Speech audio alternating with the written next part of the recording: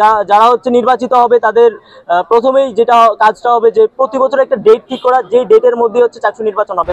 যেই চাকসু নির্বাচন শিক্ষার্থীদের অধিকার আদায়ের প্ল্যাটফর্মকে অ্যাক্টিভ করতেছে, চাকসুকে অ্যাক্টিভ করতেছে, সেটা যেন শিক্ষার্থীদের ভয়েস হয়ে ওঠে। তো সেই সুযোগটা হয় নাই, যেহেতু সেই সৌভাগ্যটা চাকসুর মাধ্যমে হয়েছে। যৌবনের প্রথম ভোটটাই হচ্ছে এই চাকসুতেই হবে এবং যারা যোগ্য তাদের ব্যালটেই হবে। ছাত্র সংসদ হয়েছে 1 বছরও হয় নাই, আপনারা জানেন। তো নতুন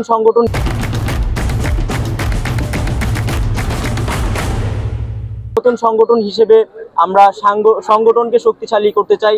সংগঠন যদি শক্তিশালী থাকে তাহলে আমি শক্তিশালী হব, সংগঠন টিকে থাকলে আমি টিকে থাকবো। তো সেই জায়গাটা থেকে মনে করি নির্বাচনে অংশগ্রহণ করার থেকে আমার সাংগঠনিক কাজে মনোযোগী হওয়া বেশি দরকার এবং রাজনীতিটা একটু শেখা দরকার। তার পরবর্তীতে আরো সময় আসবে, সুযোগ আসবে। যেহেতু অভ্যুত্থান পরবর্তী সময়ে 35 বছর পরে চাকসু নির্বাচনটা হয়েছে, আমরা আশা রাখি যারা এই নির্বাচনে নির্বাচিত হবে 35 বা 36 বছর পরে যারাই নির্বাচিত হবে, তারা তাদের প্রথম কাজ হবে এবং প্রধান কাজ হবে প্রতি বছর এই চাকসু নির্বাচনটা নিশ্চিত করা। যারা হচ্ছে নির্বাচিত হবে তাদের প্রথমেই যেটা কাজটা হবে যে প্রতি বছর একটা ডেট ঠিক করা, যে ডেটের মধ্যে হচ্ছে চাকসু নির্বাচন হবে। তাহলে প্রশাসনের এটা নিয়ে আর কোনো তালবাহানা করার সুযোগ থাকবে না। এটা একটা স্বায়ত্তশাসিত বিশ্ববিদ্যালয়, এখানে হচ্ছে সরকারও কোনো রকম হস্তক্ষেপ করতে পারবে না। এই বিশ্ববিদ্যালয়ের নিয়মে চলবে। তো এই জিনিসটা যদি নিশ্চিত করা হয় তাহলে আমি যেহেতু আরো 2 বছর বা 3 বছর বিশ্ববিদ্যালয়ে পড়বো, সেই জায়গা থেকে আশা রাখি সুযোগ আসবে এবং শিক্ষার্থীরা যদি চায় তাহলে আবারও হয়তো বা নির্বাচনে আসতে পারি আমি। দেখেন, মানে বাকশাসের বরাডুবি বা যাই বলেন, এই যা বা হচ্ছে অনেক কম সংখ্যক বাকশাসের নেতৃবৃন্দ হচ্ছে হল সংসদ বা কেন্দ্রীয় সংসদে নির্বাচিত হয়েছে। তো সেই জায়গাটাকে আমি খুব বেশি নেগেটিভলি দেখছি না, কারণ আপনি যদি শিবিরকে দেখেন বা হচ্ছে ছাত্রদলকে দেখেন, অনেক পুরনো সংগঠন তারা।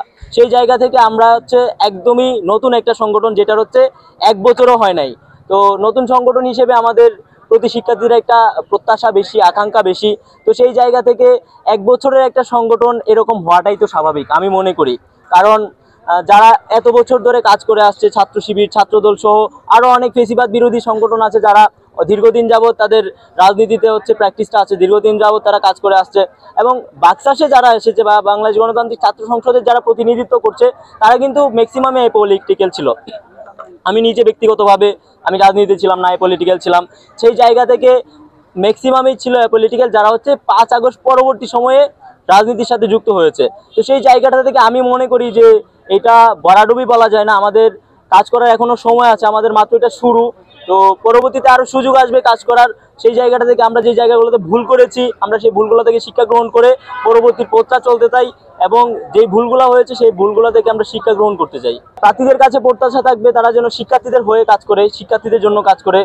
এই যেই চাকসু নির্বাচন শিক্ষার্থীদের অধিকার আদায়ের প্ল্যাটফর্মকে অ্যাক্টিভ করতেছে, চাকসুকে অ্যাক্টিভ করতেছে, সেটা যেন শিক্ষার্থীদের ভয়েস হয়ে ওঠে, সেটা যেন কোনো দলীয় ভয়েস না হয়, সেটা যেন কোনো দলকে সার্ভ করার জায়গা না হয়, চাকসু যেন কোনো দলীয় কারখানা হয়ে না ওঠে, সেটা থাকবে। যদি চাকসুকে কেউ তাদের দলীয় এজেন্ডা বাস্তবায়নের জন্য ব্যবহার করতে চায়, চাকসুকে যদি কেউ হচ্ছে তাদের দলকে সার্ভ করার জন্য ব্যবহার করতে চায়, সেইটাকে হচ্ছে শিক্ষার্থীরা রুখে দেবে। আমরা তো আছি, আমরা তো হচ্ছে বিশ্ববিদ্যালয় থেকে বের হয়ে যাই না, বা হচ্ছে আমরা এখনো পৃথিবীতে এক্সিস্ট করি।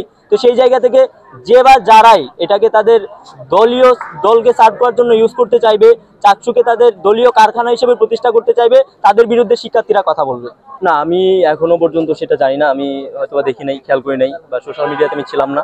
যদি আচরণবিধি লঙ্ঘনের এরকম অভিযোগ উঠে থাকে এবং সেটা যদি সত্যতা প্রমাণ হয়, মানে যারা নির্বাচন কমিশনে আছে তাদের উচিত হবে দ্রুত সময়ের মধ্যে তাদের বিরুদ্ধে ব্যবস্থা নেওয়া, কারণ আগামীকালকে দেখি ভোট শুরু হবে। দেখেন, আমাদের এটা বাংলাদেশ, এখানে হচ্ছে যারা বাস করে তাদের অনেকেই আছে মুসলিম, অনেকে আছে হিন্দু, অনেকে আছে বৌদ্ধ, অনেকে খ্রিস্টান, মানে নানা রকম মানুষের, বিভিন্ন জাতের মানুষের সমন্বয়ে হচ্ছে আমাদের এই বাংলাদেশটা। এটা কারো একার কোনো ভূখণ্ড না। এখানে যারা বাস করে সবাই বাংলাদেশি, সবারই হচ্ছে নাগরিক অধিকার রয়েছে। প্রত্যেকটা মানুষ প্রত্যেকেই তাদের নাগরিক মর্যাদা নিয়ে বাঁচবে, এই বাংলাদেশ আমরা চাই। কিন্তু যদি কারো কালচারাল পোশাক নিয়ে কেউ ব্যঙ্গ করে থাকে, সেটার আমি বিরোধিতা করি এবং সেটার নিন্দা জানায় রাখলাম। সেটা যদি এক্সট্রিম লেভেলে যায় বা আরো কোনো পরিস্থিতি তৈরি হয়, তাহলে সেটার বিরুদ্ধে আমাদের অবস্থান থাকবে। দেখেন, এখন পর্যন্ত সেটার কোনো রকম নেগেটিভ দিক আমি দেখতে পাচ্ছি না। আপাতত এখন পর্যন্ত পরিস্থিতি স্বাভাবিক আছে। এখনো হচ্ছে শিক্ষার্থীরা প্রতিদিন ক্যাম্পাসে আসতেছে, আজকেও শিক্ষার্থীরা ক্লাস করেছে এবং আশা রাখি আগামীকালকে হচ্ছে শিক্ষার্থীরা ভোট দিতে আসবে, সবারই একটা ভোটের প্রতি একটা আগ্রহ তৈরি হয়েছে।